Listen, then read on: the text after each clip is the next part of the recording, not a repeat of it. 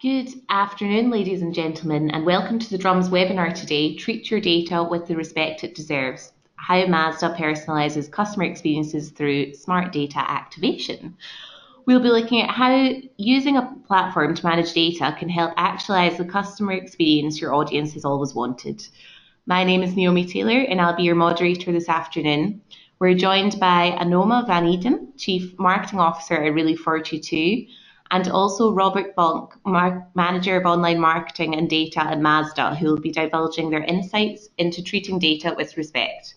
So I'm sure we are all aware that marketers have access to huge amounts of data, and the challenge we face today is how we bring it all together to shape our customers' journey in an effective way.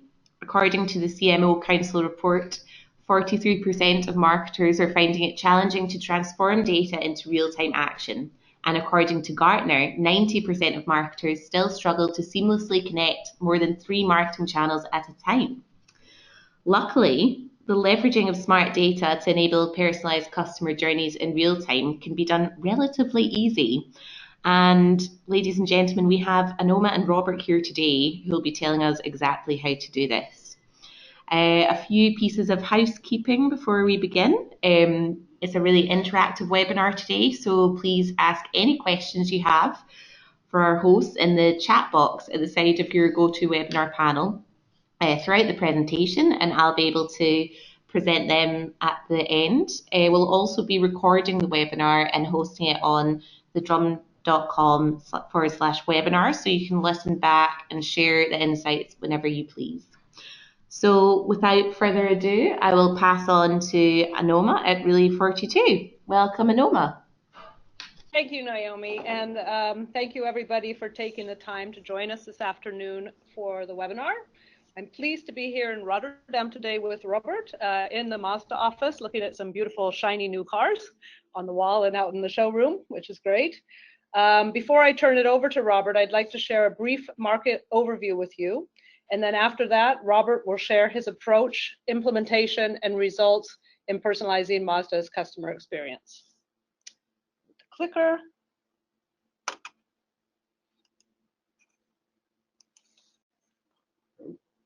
So to begin with, as Naomi actually just mentioned, we're all very aware that data, marketing technology, associated channels, and devices have been growing dramatically in the past several years. In terms of data, and she also gave us some stats, and I also just yesterday read that we now have 2.7 zettabytes of data in the world. I know I was wondering what a zettabyte is, and maybe you are too. Well, it's 1 billion terabytes, and maybe that doesn't make it any clearer, but we're really simply talking about a really, really big number. I also saw that IDC has predicted that there will be 450 billion transactions per day by 2020. 450 billion. So again, it's very, very clear that data is growing and growing ever more rapidly. And also this data has led us to a surge in technology solutions. Specifically on the MarTech side, which most of us in marketing are working with you, I'm sure many of you have seen Scott Brinker's slide on marketing technology landscape, where we've grown from 150 vendors in 2011 to almost 5,000 in 2017. If you haven't seen this, you should really take a look at it. But I do warn you, it's definitely an eye chart with lots of tiny print and lots of categories and vendors. And as we've already all said, it's clear that the rapid growth is not going to slow down anytime soon. So what's the point? The point is that with all of this growth, we've created a lot of fragmentation and complexity in our world as marketers. Fragmentation of data, fragmentation of MarTech, and resulting, unfortunately, in fragmented customer journeys for our customers. On the flip side, all of this data also provides us with a tremendous opportunity if we can steer through the fragmentation and leverage the data and technology to create meaningful experiences for our customers. The second point that I'd like to emphasize is that we as marketers do not own the customer journey. It may be a surprise, and as much as we'd like to think that we do, the reality is that today's digital customer is the one in control of their own journey.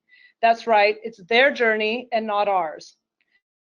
But it is our job to be there with them at each and every touch point on their journey, regardless of the choice they make, regardless of the channel, whether online or offline, or the device that they use to engage with us.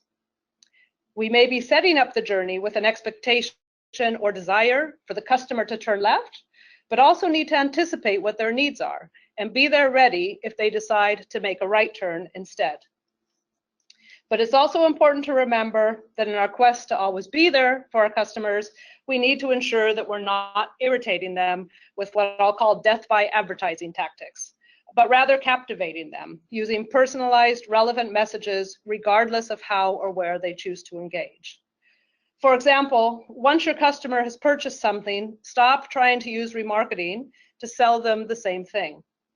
Put yourself in the consumer's shoes and think about the amount of times you see this yourself. It's simply staggering. I bought those shoes 3 days ago. Why am I still seeing them 3 weeks later?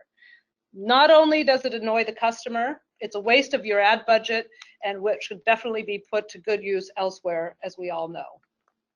But also make sure to not go dark by stopping altogether. Rather, take this opportunity, this engagement point with your customer to move them into the next phase of their journey, whether that be selling ancillary products, providing them with support on the product you've sold them, loyalty programs, or some other sort of post-sale proposition. Lastly, all of us as marketers need to be responsible. What exactly do I mean by being responsible? We all know looming legislation like GDPR is going to become a reality. Consumers will even have more control once this does become a reality. If we don't find a way to address the fragmented customer journey, the advertising world as we know it and we rely on it may be turned upside down. Ad blocker usage will continue growing and innovation will be stifled. This is definitely not good for us as brands, and certainly also not good for customers in terms of getting the things that they actually really want to have. The good news is that numerous surveys have shown that consumers are definitely willing to share data if it's used in the right way, which typically means with assurance of security, transparency, and tangible benefits. Personally, I don't think this is too much for us to ask for consumers in return for supplying them with data. In summary, I want to bring this all together for you by saying that Relay 42 enables you to turn fragmented data and technology into meaningful relationships. Relay 42 lets you orchestrate and personalize your customer's journey across every channel, whether online or offline, at each touch point, intelligently with things like artificial intelligence and in real time. Our customers, some of who are listed on this slide, have used Relay 42 to deliver orchestrated journeys which have resulted in measurable ROIs in areas such as media spend optimization, conversion lift, and increased customer satisfaction and loyalty. As we've discussed, we do have an opportunity to delight our customers by responsibly taking advantage of all the data, technology, and even regulations that exist now or in the future. Furthermore, getting started does not need to be daunting. I know we're living in complex times, and again, with the growing data, the growing MarTech, and the changes out there, it seems like it can be challenging, but as Robert will explain now, the key is to actually just get started. So without further ado, I'm pleased to introduce Robert Vonk, Manager of Online Marketing and Data at Mazda Motor Netherlands, who will share his experience and results. Thank you, and over to you, Robert. Thank you, Anoma. So some very impressive numbers and some very complicated words. And as Anoma already ended, what I'd like to share today is specifically how to actually do something with it and to get yourself going. Because obviously, I think as marketers, we can all relate to the big number of technology that comes towards us and all kinds of things we need to do. But how to actually get started and to create your own success. And that is what I want to discuss today. So as already said, I'm the Manager Online Marketing and Data at Mazda Motor Netherlands. We are the official factory importer of Mazda here in this country. But first, I would like to give you a little bit of background of our market, a little bit of idea of the playing field, and also why this project started. Because this kind of advertising that you see now is what we are facing. So we're working in an industry where you have 20 or even more big players with enormous marketing budgets, and that have the power to throw enormous amounts of money towards their customers and their marketing strategy. Now you have to know that in the Netherlands specifically, but in many more countries, Mazda is not the biggest brand. We have a relatively small market share, but we are very ambitious. So the past few years we've actually gone through double-digit growth, but we don't have those enormous budgets that some of those brands that you see on screen right now have to do their work. So what can we do? Because we could also see that our efforts were obviously we were developing and we were getting more reach, etc. But were we getting the results? So we needed to become smarter. And that is when this whole thing started, basically. We sat down together with our online media agency, Oogst Online, and we discussed with them, okay, we've gone through this phase. We've gone from more traditional marketing to performance marketing. We've integrated R2B into our media mix, and our reach has grown enormously, but still maybe we're not getting the results yet. And that is when they first introduced the idea of a data management platform to us, basically as the next step to take. And if I have to explain it as easily as possible, it's basically what it says here, connecting the dots. So by getting the data together that you have about not only your customers, but what I think is also really important to stress, your prospects and your suspects, because very often when we talk about data, we think about telephone numbers, addresses, but there's a lot more that we know and that we can do something with. So they introduced to me the idea of a data management platform, in this case Relay 42, of course. And basically what they said to me is, okay, we have the ability to connect all kinds of media together with data that you have and make everything a lot smarter. Use data, well, obviously data, big buzzword, big data, you hear it everywhere. But again, it can sound quite daunting. Where do I start? Do I have to go through a big technical implementation before we get any results? A big spend involved, and again, we have a tight budget, so we need to be really smart about what we do. And again, still under the supervision, if you like, of Oogst Online, we just started thinking about a couple of customer journeys that we could improve if we connected some of the data points together. So just looking at what do we know what they do on our website, what kind of opportunities do we have in our Google AdWords, in our R2B, etc. And we thought about a couple of use cases that we just brainstormed on them, described them, and thought about how can we make this happen. So we made a selection of the use cases that were easy to implement and that would get us results fast. And one of that led to being up and running quite quickly. So this wasn't a year-long project. Just 3 months after we decided to go ahead, we were up and running with our first use case. And it might sound really small, but we just used the insight.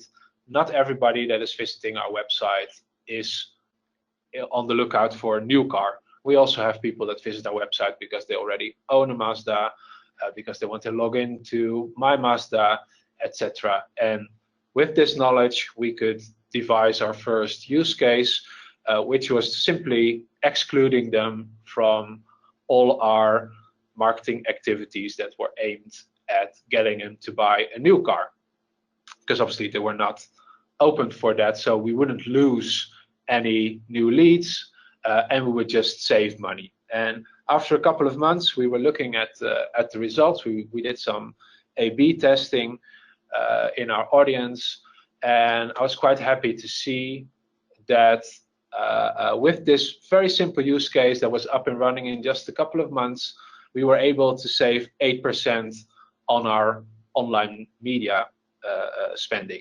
So for us, that was already quite a lot of money. If you're a company with even bigger budgets, 8% is a lot. And obviously, we didn't give 8% back to our finance department. We spent it on other stuff that we wanted to do. But it was a great start.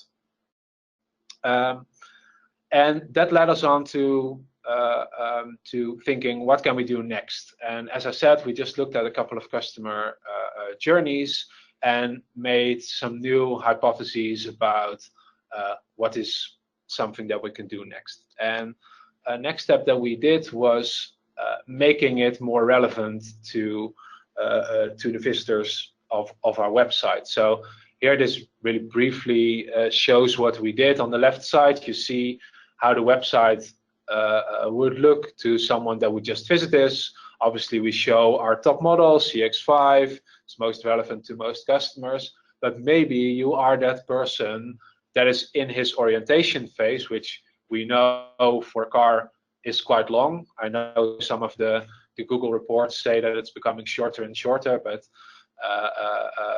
there is a long time in which people think about this new car. And maybe you're in the market for a Mazda 2. So then you'd much rather see a Mazda 2 rather than this CX-5. So that's what we did. And not only, so that was basically our first step, just changing the images, which is something that we're working on a European platform for the website. It can sometimes be difficult to get things changed, but the system allowed us, because it connected all the knowledge that we have of the data, our marketing, but also our platforms such as Mazda.nl, to replace these images from the system of Relay 42. And then we went a step further as well, and we refined this model by looking at what do we know more, because we see what they do when they visit our website. In what phase are they? And that's what you see in the image on the right, is where not only we personalized the image, but then we also started to personalize the headline and the call to action. So if this is your second visit and we've only registered that you have interest in Mazda 2, then we'll just show you image of Mazda 2 and a very generic headline. But if we know that you've already gone through a configuration and you've maybe looked at a couple of offers, then we can be quite hard, basically, and just say, get your quote now, which is something that we would never put on the front page of the website. But because we have this data, we can do this, and we only show it to the people for who it's relevant. So again, this was all a test and learn approach. We constantly look at the data. Here again, we did A/B testing, so we had a couple of people that we kept in a smaller group, and the bigger group we showed them this this personalized way of getting data to them. And again, after this already quite marvelous 8% saving on the spending, here we could see a lot better results in the leads that we're generating. And obviously, as an importer or a national sales company, one of our main jobs is to get leads to our dealers. And what we could see is that the people that have gone through this personalization approach actually gave us a 90% higher rate of request for information and 90% higher number of dealer leads. So I think quite fantastic results, to be honest. You can imagine I was quite chuffed when I saw those those figures coming up from our agency. And all the time we are improving and expanding. So first of all, we start with a really simple model that just said, okay, if someone has visited Mazda 2, then he has interest in Mazda 2. Then we added the face. Then we also added the kind of customer that we thought he was. Is it a business customer or a private customer? So we start with a little drop, and it expands further and further. And also, as you can see, those two examples were still quite sort of within our reach on our website or on our media spending, but we also started to use this this data in our bannering and to further personalize that as well, and create banners that fit with the orientation phase that they're in, and also adjust the messaging. And there again, we had some really cool results, because we could see that actually our banners became 2 times as effective, again measured in conversion ratio to leads. So we were just able to really personalize that journey of the customer, not only on our website but also on other websites through our display ads. So again, a really nice result. And all these steps, they just came along. Every time we thought of something new, and we changed a little bit to make it better and better. So I think I have a couple of takeaways right now, which I've already shared with you. But I think one of the main things is, it's been said before, but it can be quite daunting, but I think it's really important. Start small. Don't try to involve your whole company, connect your database, which might be an expensive and big system that lives in a database somewhere in a head office. Try to get it together. Obviously, those are steps you can take in the future. But if you don't have any successes to show, how can you motivate people to work together with you? And that is what you do by testing and learning and getting those results together. And so start small means start small in use case, but also the team you work with. So we did this. It was myself. It was a couple of people in my team who was our online media agency, and we all knew what we wanted to do. We knew what we were talking about, and we could move quite quickly. But obviously, we had these great results. So one of the next steps was to celebrate the success and share your results. And what happened then was maybe even more amazing than getting those great results was getting people on board and sharing it with people that might not completely understand what's going on, even in some cases find it a bit scary of what can you do, but then saw the results and saw how they could help our business along with a better user experience, better customer experiences, more results, and that really helped to get this on the map. And also we started with a proof of concept where we had an interesting agreement with Relay 42 to start with, because we wanted to have results, and we could actually, after those 3 use cases that I presented to you, we could actually make the business case for the cost that was involved versus the results that we had measured in saving of media expenditure and also extra leads that otherwise we would have needed to generate through the sort of old-fashioned way of throwing as much media money towards it as possible. So that helped to give us a bit of track record to make sure that the investment was there for the next year, and then we started to test and learn a little bit more, because obviously we're not finished yet. There's so much more that we can do, but we are going at our own pace. We will get there. Some of the things we've done right now, for example, as I said, we've excluded some people from our media buying because we know that there are customers. Obviously, we can do much cooler stuff than excluding them. We can also show them something that is relevant to them. So right now we're showing those people a message to change their cars into winter tires, for example.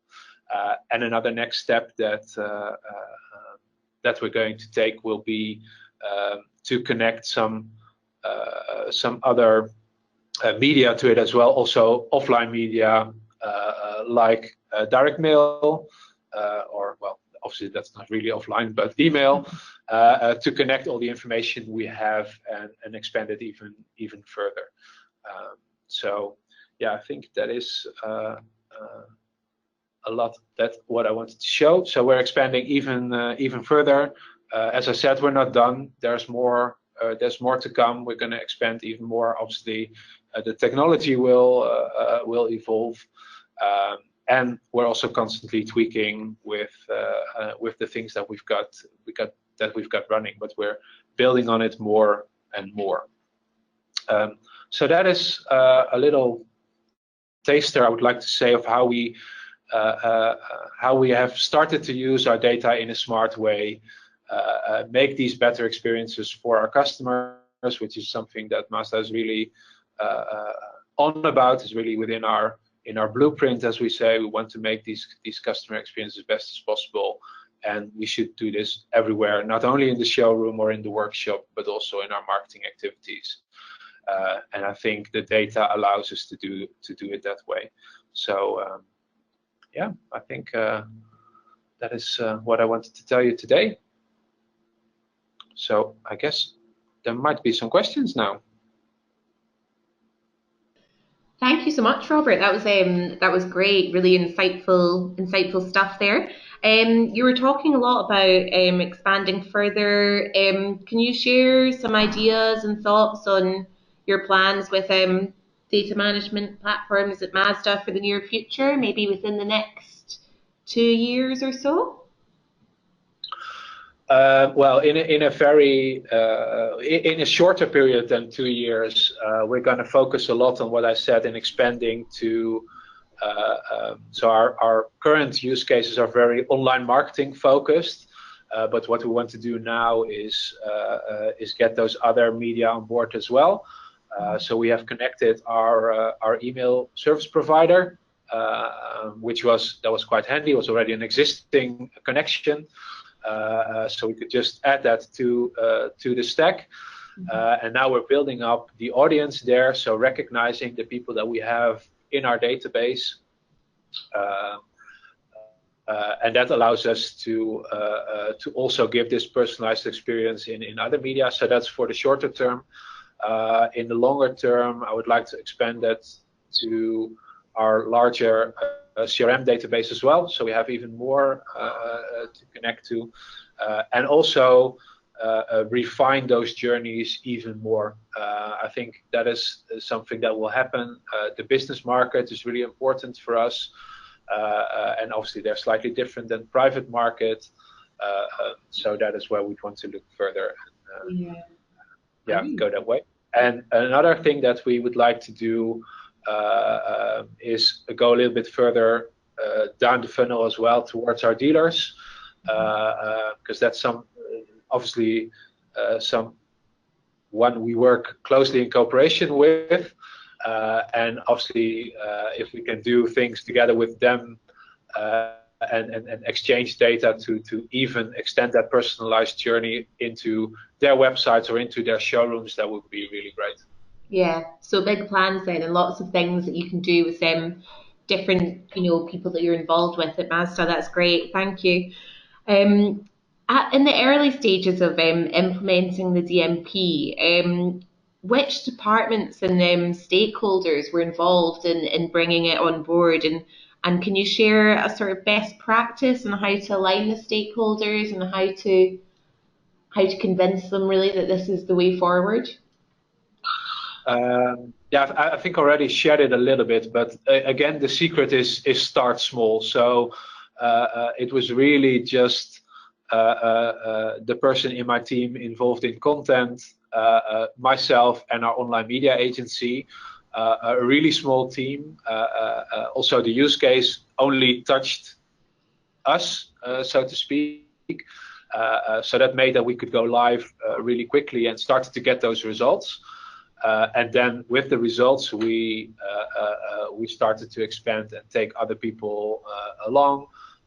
Later, obviously, data specialists, my colleagues for offline marketing, and expanding even more outside of marketing and just sharing the results. But first, get a few tangible results. That I think is a really important message, because I had some difficulty understanding what it does in the first time I heard about it, even though I'm quite experienced in this field. And I think for people that are a bit further away from data or digital marketing, it can be even a bit more complex. But if you have some actual tangible use cases and results, that helps a lot, and then you can expand to a larger audience. Yeah, brilliant. Thank you. We have a question from Sam Mercer, and just before I come to that, I'd like to encourage the audience to send through some questions. We'll be going through them over the next 5-10 minutes or so. But Sam is asking, what's the one thing, Robert, that you did with your new data approach that you found to be the most successful? What was the one thing that you implemented? I'm not sure if there's one thing. I think it's just more the fact that we're using that information that is out there, and that was sort of disregarded or not in use, and put it to use to create better customer experiences. I think obviously it's all nice to have better conversion ratios and stuff, but I think behind that is the fact that which is what I'm assuming, which is dangerous, I know, but is the fact that people that visit our website have a better experience when going through our website or when seeing our banner. So I think it must be that. Yeah, brilliant. Thank you. And Anoma, this is probably a question for you, really for you too. What industries do you think in particular are, relevant for DMP? Who do you think it works best for? Yeah, well, DMP is really a broad technology that can work in all industries. However, we see, and most of our customers are actually in banking, financial services, which we insurance as well, travel, a lot in airlines and online travel agencies, and we do see a lot in the energy telco space, and of course sitting here with Robert in automotive, which we don't have as many in automotive, but I think the thing that is clear there is it's really suited well for companies in the B2C space, people that have a large volume of customers that they're trying to get to, have a large volume of data. So there's really a lot that you can do with your own data, as Robert just mentioned, really finding out what's in there. A lot of people think you have to immediately enrich your data and bring all third-party things to get started, but you don't necessarily need to do that.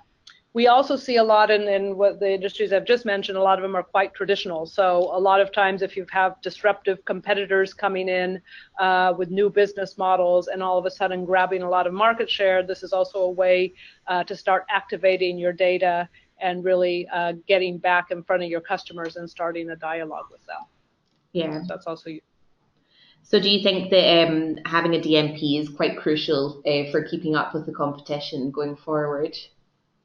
Yeah, I think going forward it is, because I think, and Robert mentioned it himself, starting with one simple scenario is great because you can start to see the results and prove it already, but it's really about involving the whole organization and channels. And as I discussed, channels are just growing like crazy, and with the Internet of Things and everything else, we're going to get more devices, more channels, more touch points. So I think, yeah, this is really a great way to orchestrate that and bring it together without having to do everything at every single endpoint, if you will. So, and as new things come online, the benefit of a DMP such as Relay 42 is we are very open, so that you can actually basically connect, and then Robert mentioned that with his email provider, you could start to connect those things into this existing platform. Yeah. And if I can add something, I think it's also the expectations of customers have become a lot higher as well, because they might even have a stronger idea about what you can do with data than companies have, and they just expect that you have all your data tied together, and like they might come into a showroom and just say, but I'm still with Mazda, right? And don't realize that that's a completely different company. And I think this technology will help us to overcome that. Fab. Well, thank you so much, guys, for joining us today. I'm sure we're all now equipped and ready to take on the DMPs and provide some seamless customer journeys in the future. So thank you so much to Relay 42 and Mazda, and thanks to our audience for listening in. You can listen back on all our webinars at www.thedrum.com/webinars. We have one coming up on the 14th of December, so please get involved with that. And without further ado, I wish you a pleasant afternoon and thank you for joining.